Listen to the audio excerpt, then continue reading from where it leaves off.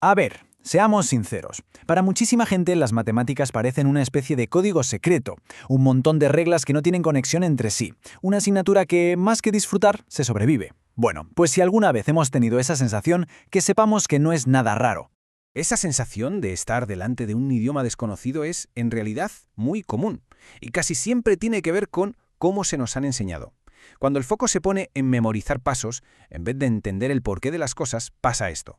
Es como aprenderse una frase en otro idioma de carrerilla, pero sin tener ni idea de lo que significa y, por tanto, ser incapaz de usarla en una conversación real. Y esta analogía me parece perfecta para ilustrarlo.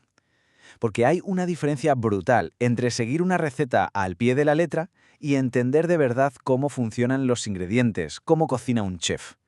Lo primero te permite hacer un plato. Lo segundo te permite cocinar, adaptar, crear, solucionar problemas. La buena noticia es que ese camino para pasar del hacer mecánico al entender de verdad existe. Y no es ningún secreto.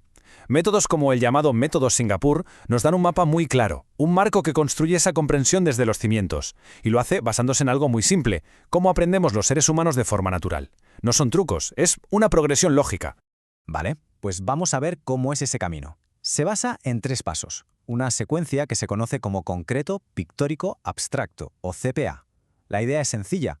Empezamos por lo físico, por tocar las cosas, luego pasamos a dibujarlas, a visualizarlas, y solo al final, cuando ya lo hemos interiorizado, llegamos a los símbolos, al lenguaje matemático.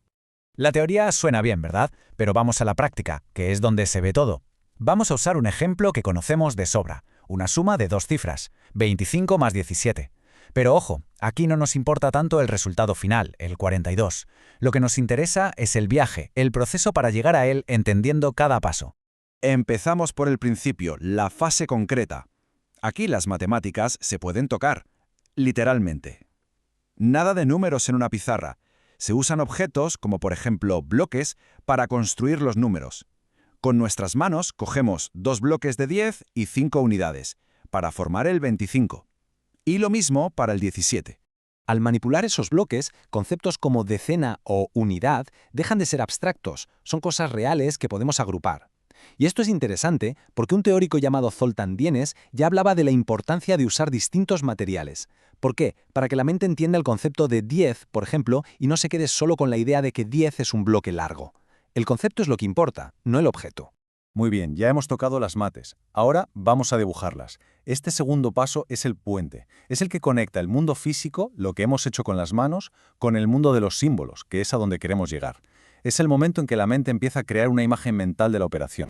Lo que hacemos es, básicamente, dibujar en el papel lo que antes teníamos en la mesa. Dibujamos los bloques del 25 y los del 17. Y con flechas representamos la acción de juntar las unidades, ver que tenemos más de 10 y transformar 10 de esas unidades en una nueva decena. El dibujo no es un adorno, es una herramienta para pensar. Y ahora sí, solo ahora que ya lo hemos tocado y lo hemos dibujado, llegamos al último paso, lo abstracto. Aquí es donde aparecen los símbolos que todos conocemos, el 2, el 5, el signo de más, pero ya no son un idioma extraño, ahora son una forma rápida, un atajo, para representar algo que ya hemos comprendido a un nivel mucho más profundo. Y aquí lo tenemos, el algoritmo de toda la vida, la cuenta que hemos hecho miles de veces, pero la diferencia es abismal. Ya no es una receta mágica que funciona porque sí. Ahora, esa famosa frase de «me llevo una», sabemos exactamente qué significa. Significa que hemos agrupado 10 unidades y las hemos convertido en una nueva decena. El por qué está claro. Y todo este viaje que acabamos de hacer, de los bloques a los números, nos lleva a una idea potentísima sobre lo que significa entender. Una distinción que explicó de maravilla un teórico llamado Richard Schempp. Schempp hablaba de 2 tipos de comprensión. Por un lado, la instrumental, que es básicamente saber cómo se hace. Es saber seguir los pasos, la receta. Por otro lado está la comprensión relacional, que es saber por qué funciona así, es entender al chef. La primera es rígida, si te cambian algo te pierdes. La segunda es flexible, te permite adaptarte y crear. La clave de todo, como decía Schempp, es esta. Comprender algo no es memorizar un dato suelto. Es conectarlo, asimilarlo, dentro de un mapa mental que ya tenemos. Es construir una red de conocimiento donde cada idea nueva encaja y se relaciona con las demás. El conocimiento de verdad se construye, no se colecciona. Y todo esto nos lleva a la gran pregunta, a la madre de todas las preguntas. ¿Para qué aprendemos matemáticas? ¿Cuál es el objetivo final de todo esto? ¿Queremos convertirnos en calculadoras humanas? ¿O hay algo más? Porque el objetivo de un enfoque, como el CPA, no es simplemente que seamos más rápidos calculando. Para eso ya están las máquinas. El verdadero objetivo es construir pensadores lógicos, fomentar la capacidad de enfrentarse a un problema nuevo, desconocido, sin entrar en pánico, reducir esa ansiedad que genera el «no me acuerdo de la fórmula». Se trata de crear un conocimiento flexible que podamos usar en situaciones nuevas y diferentes.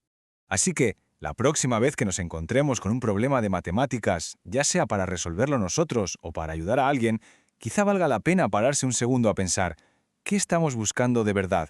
¿Solo la respuesta correcta, el número final, o estamos intentando construir una forma de pensar, una comprensión que nos va a servir para toda la vida?